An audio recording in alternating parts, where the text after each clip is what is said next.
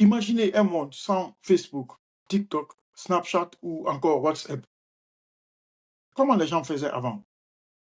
Retour vers 2005, l'époque où on s'envoyait des musiques par Bluetooth, faisait nos recherches sur PC et les stars comme Obama ne juraient que par BlackBerry. Apple, il se contentait juste de vendre ses ordinateurs Mac et des iPods. Jusqu'à ce que Steve Jobs décide de tout changer. Il veut un appareil révolutionnaire, un mix entre téléphone, iPod et ordinateur. Et tout ça sans clavier. Tout le monde le prend pour un fou.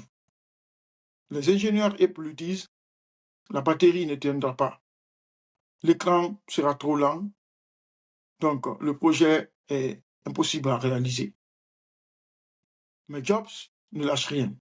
Il met en place deux équipes qui travaillent sur deux modèles complètement opposés.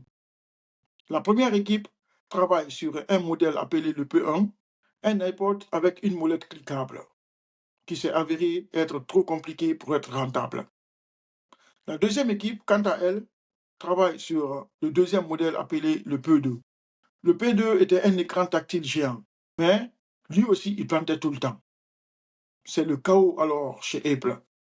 Les nuits blanches s'enchaînent chez les ingénieurs. Les tests échouent. Jobs lance même un prototype par terre. L'écran explose. Retour à la case départ pour tout le monde. Mais après des mois de galère, ils y arrivent.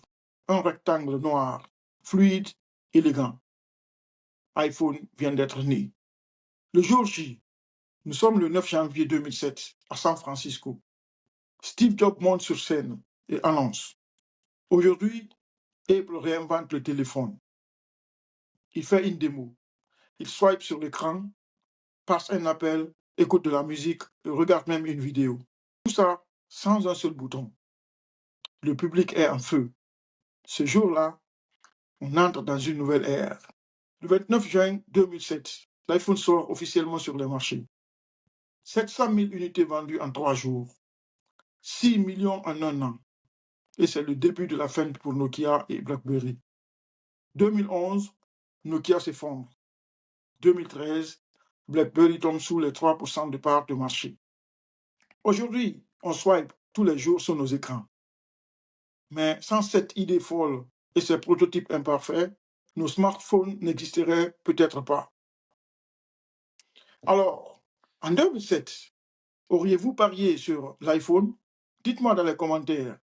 Si vous aimez ce genre de contenu, abonnez-vous, likez et commentez pour avoir plus de contenu de ce genre sur la technologie.